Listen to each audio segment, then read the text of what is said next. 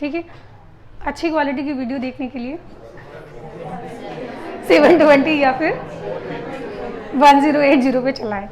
मैं एक काम करती हूँ, इसमें अलग से एक टाइटल लगा ही दूँगी पहले शुरू में, बार बार ये बोलना ख़राब लगता है। बस बस बस भाई लोगों चुप हो जाओ, अरे चुप। सबसे पहले हम पढ़ेंगे अब डाइकोट लीफ के बारे में और फिर शुरू करेंगे मोनोकोट लीफ।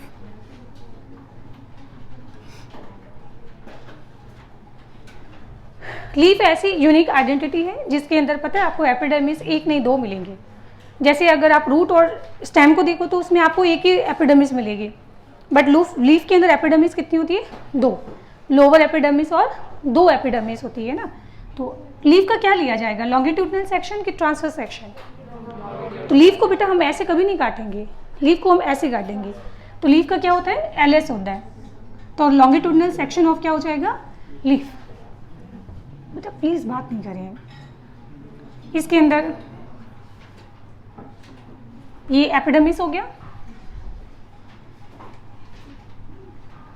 तो दिस इज अपर एपिडर्मिस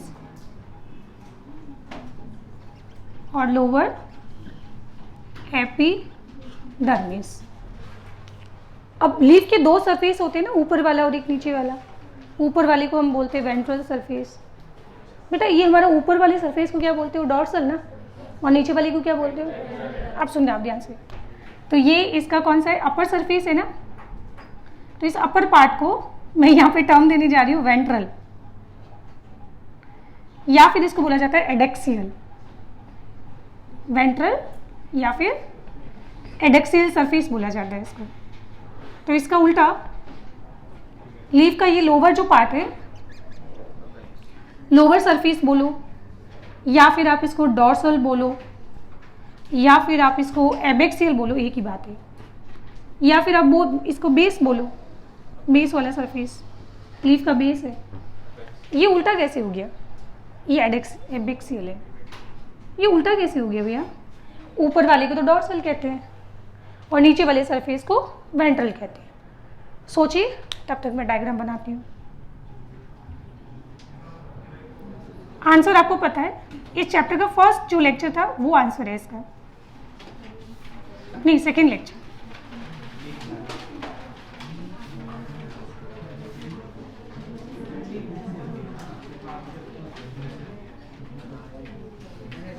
हाँ, निशांत भैया ने बिल्कुल सही दिमाग लगा लिया।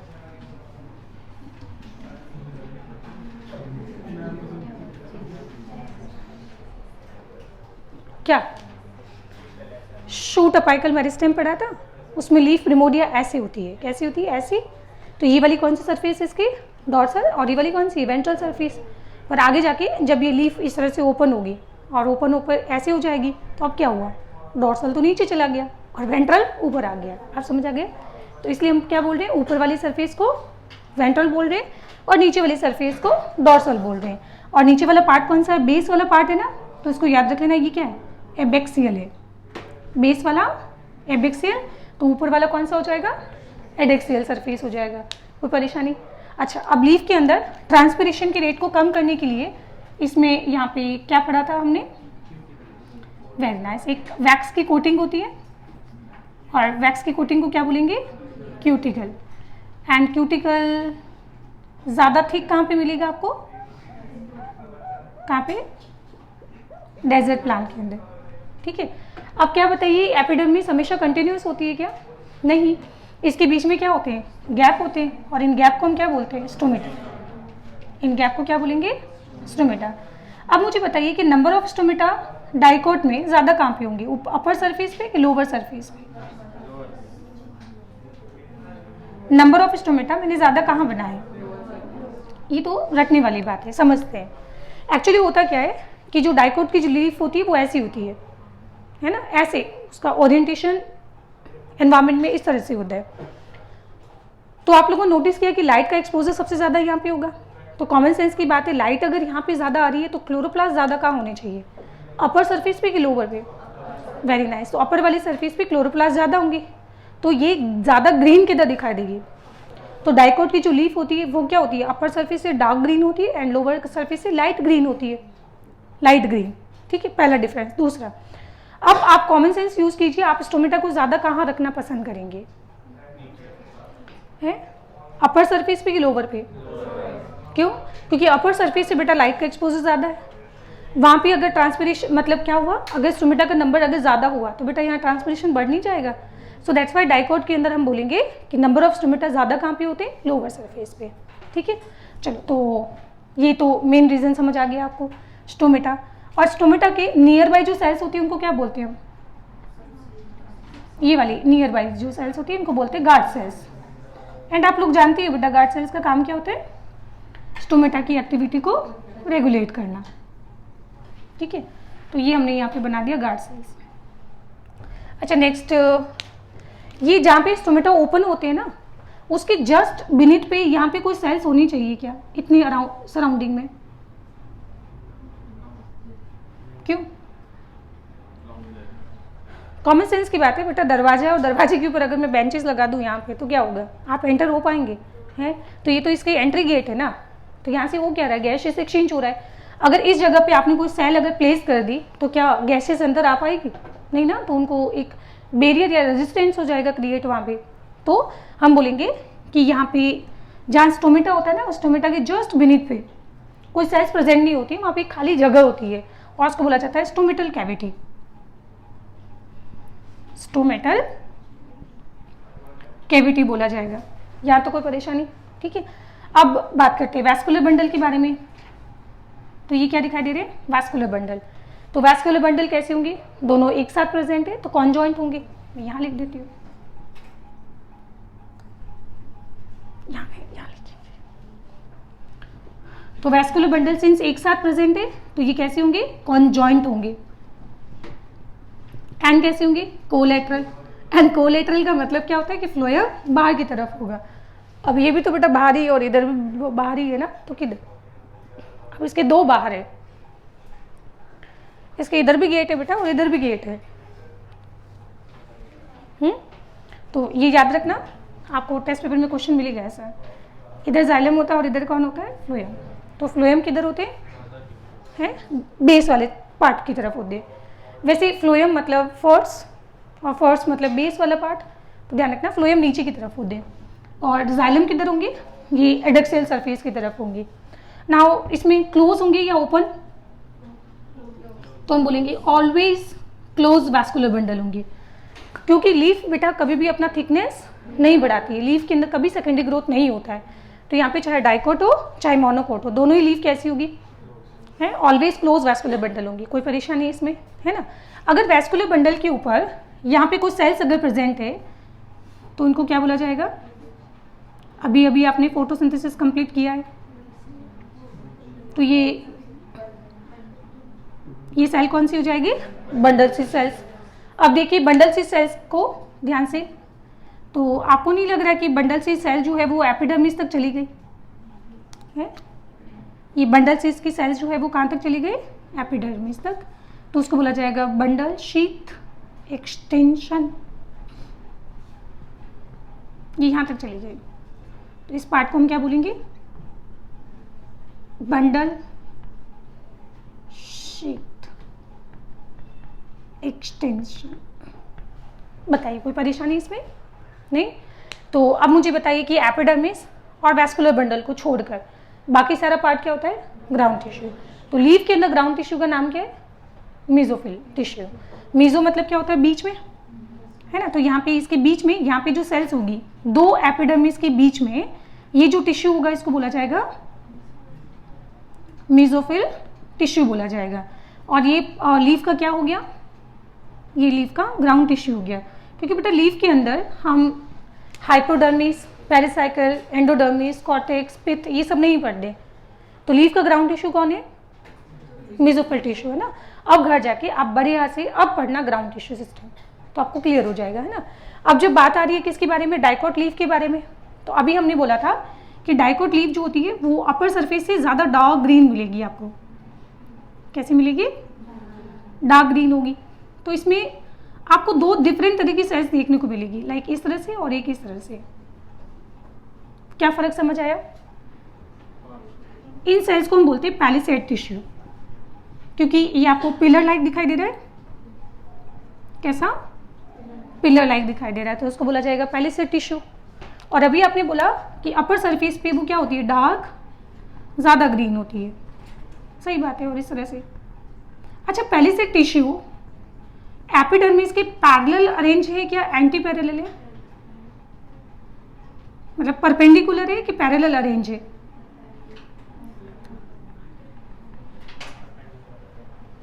टाइम लगेगा। अरे भैया, ये एपिडर्मिस है और ये वाला ये है, तो दोनों के बीच में एंगल कितना बन रहा है? 90 डिग्री का एंगल ना। तो एनसीईआरटी में लाइन लिखी है कि पैलिसेड टिश्यू जो होता है वो अपर एपिडर्मिस के परपेंडिकुलर होता है, 90 डिग्री के एंगल पे होता है, उसके ऊपर पैरेलली अलाइन नहीं होता है। ठीक है, चलो। और जो लोअर टिश्यू होगा वो लाइट ग्रीन होगा। अच्छा, लोअर टिश्यू में आप देख रहे हो कि सेल्स के बीच में स्पेस क्या है, ज़्यादा, तो ये आपको स्पंज जैसा स्ट्रक्चर नहीं लगेगा? हाँ, तो स्पंज, और इसको बोला जाएगा स्पॉन्जी टिश्यू, स्पॉन्जी टिश्यू बोला जाएगा। सो फाइनली इन दोनों को मिला के हम क्या बोलते हैं, मीजो मतलब क्या होता है, बीच में, दो एपिडर्मिस के बीच में। फिल मतलब क्या हो गया, लीफ, तो उसको बोला जाएगा मीजोफिल टिश्यू बोला जाएगा। जब बात आ रही है डाइकोट के बारे में, तो डाई मीन्स क्या होते हैं, दो, तो यहाँ पे मीजोफिल टिश्यू जो है वो दो पार्ट में डिफरेंशिएटेड होते हैं, इन पैलिसेड टिश्यू एंड क्या होगा, स्पॉन्जी टिश्यू। और स्पॉन्जी टिश्यू होना भी चाहिए लूजली पैक्ड, क्यों?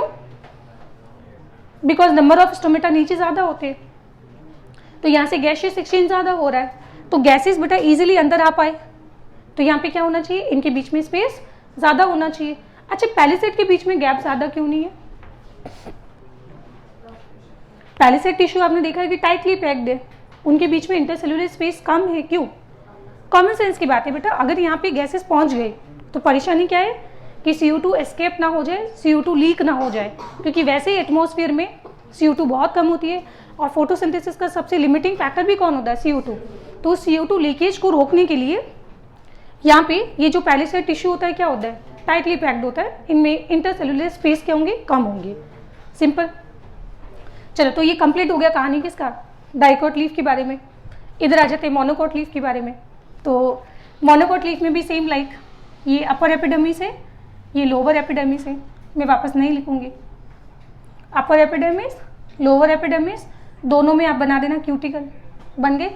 अब होता क्या है, मोनोकोट की जो लीफ होती है वो इस तरह से अलाइन नहीं होती है, उसका ओरिएंटेशन प्लांट के अंदर इस तरह से होता है।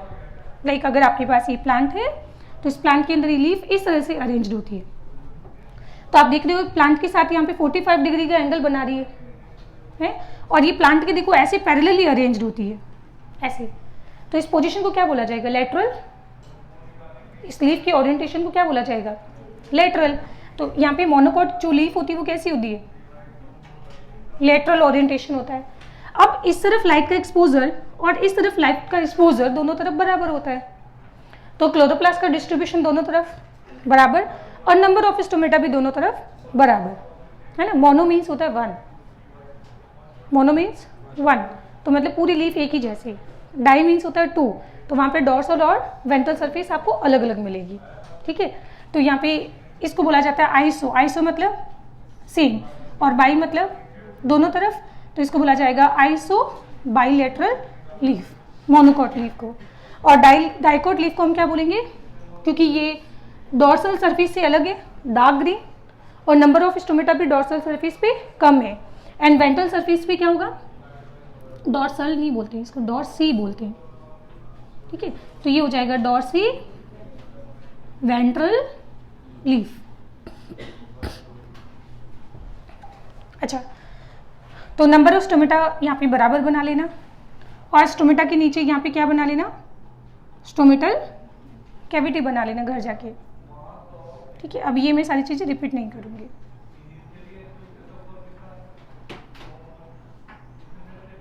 ठीक है, ऊपर और नीचे दोनों तरफ स्टोमेटा बराबर।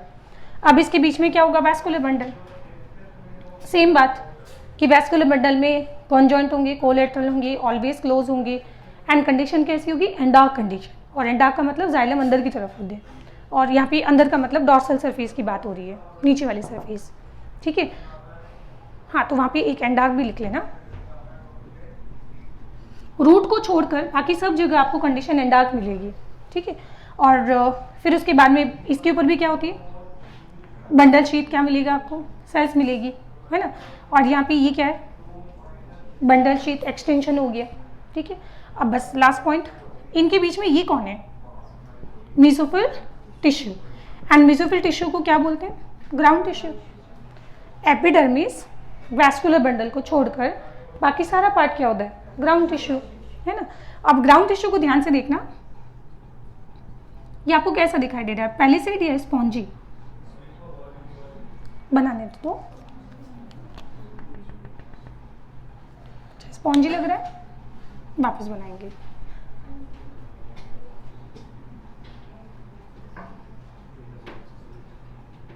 अब बताओ पैलिसेड लग रहा है कि स्पॉन्जी लग रहा है, बीच में गैप भी तो है ना। तो आपको नहीं लग रहा है कि ये पैलिसेड और स्पॉन्जी दोनों का मिक्सचर बन गया। और मिक्सचर कहने का मतलब ये कैसा होता है, हाँ, मोनोमीन्स वन, अनडिफरेंशिएटेड ग्राउंड टिश्यू होगा इसमें, ठीक है। और सिंस दोनों तरफ लाइट के एक्सपोजर बराबर है तो दोनों तरफ क्लोरोप्लास्ट का डिस्ट्रीब्यूशन भी क्या होगा, इक्वल होगा। तो मोनोकोट की जो लीफ होती है, जैसे गेहूं, चावल, मक्का, बाजरा, इनकी लीफ को उठा के देखिए तो आपको दोनों तरफ आपको इक्वली डार्क ग्रीन मिलेगी। बट डाइकोट में ऐसा नहीं होता है। पेड़ों की अगर आप लीफ देखोगे तो वो आपको ऊपर से ज़्यादा डार्क और नीचे लोअर पार्ट से लाइट ग्रीन मिलती है, ठीक है। तो यहाँ से आपको ये लाइट ग्रीन मिलेगी और अपर पार्ट पे ये यहाँ पे डार्क ग्रीन मिलेगी। बताइए कोई परेशानी। बस एक टॉपिक हमारा रह गया, कौन सा, मोनोकोट लीफ के अंदर एक यूनिक चीज होती है क्या, बुल्ली फॉर्म सेल्स, है ना। एंड बुल्ली फॉर्म सेल्स कहाँ पे प्रेजेंट होगी, एडेक्सियल सरफेस पे, यहाँ पे। तो यहाँ इसमें क्या प्रेजेंट होगा, बुल्ली फॉर्म सेल्स होगा। तो यहाँ पे कुछ एपिडर्मल जो सेल होती है वो मॉडिफाइड हो जाती है किसमें, बुल्ली फॉर्म सेल्स के अंदर।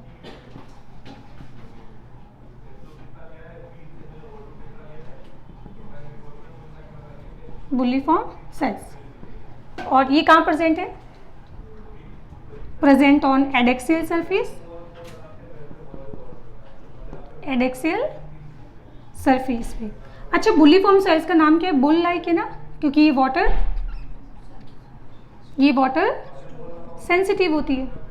तो अगर प्लांट के पास पानी होगा तो वो वाटर इसमें चला जाएगा और ये फिर फूल के टर्जिड हो जाएगी। और टर्जिड होने पर लीफ जो होती है पूरी तरह से स्ट्रैच हो जाएगी, है ना। पर अगर मान लीजिए प्लांट के पास अगर पानी की कमी है तो इसका वाटर भी बहुत जल्दी लूज हो जाएगा। जल्दी लूज होती ही सेल क्या होगी, फ्लैसिड हो जाएगी, सेल श्रिंक हो जाएगी। एंड सेल के श्रिंक होने पर लीफ देखो क्या हो गई, लीफ का मुंह उतर गया, उदास हो गई, और लीफ का क्या हो गया, कर्लिंग हो गया। कर्लिंग से क्या होगा, सरफेस एरिया कम हो गया, तो ट्रांसपिरेशन की रेट क्या हो गई, कम हो गई। तो इस तरह से बुल्ली फॉर्म सेल्स आपको सिर्फ कहाँ देखने को मिलती है, मोनोकॉट के अंदर। जैसे एनसीईआरटी में लिखा है ग्रासेस, ठीक है, यहाँ मैंने नहीं बनाई है। तो प्रेजेंट इन मोनोकॉट लीफ, और जैसे एग्जाम्पल इसमें दिया होगा कौन सा, ग्रासेस। और ये है क्या, दिस इज अ मॉडिफाइड, पढ़ाया था, मॉडिफाइड एपिडर्मल सेल हो गई। और ये वाली जो एपिडर्मल सेल है बाकी एपिडर्मल सेल के कंपेरेटिवली कैसी होगी, लार्ज होगी, एम्प्टी होगी और कलरलेस होगी। लार्ज, एम्प्टी एंड कैसा होगा, कलरलेस हो जाएगा, ठीक है। अभी मैंने बोला था वाटर के रेस्पेक्ट में कि वाटर यहाँ पे अगर एंटर होगा, वाटर की अगर एंट्री होगी तो सेल कैसी हो जाएगी, टर्जिड हो जाएगी। और वाटर यहाँ से अगर सेल से एग्जिट करेगा तो एग्जिट करने पर सेल क्या होगी, और इसके फ्लैसिड होने पर लीफ क्या हो जाएगी, लीफ जो है वो क्या होगी, इसकी कर्लिंग हो जाएगी। और यहाँ पे लिख लेना, लीफ जो है वो क्या होगी, स्ट्रेच हो जाती है। यहाँ लीफ स्ट्रेच हो जाएगी, यहाँ पे लीफ क्या होगी, कर्ल हो जाएगी। तो फिर इसका मोरल ऑफ द स्टोरी क्या है कि ट्रांसपिरेशन की रेट को रेगुलेट करने में या कम करने में हेल्प करता है, help in decrease, help in decrease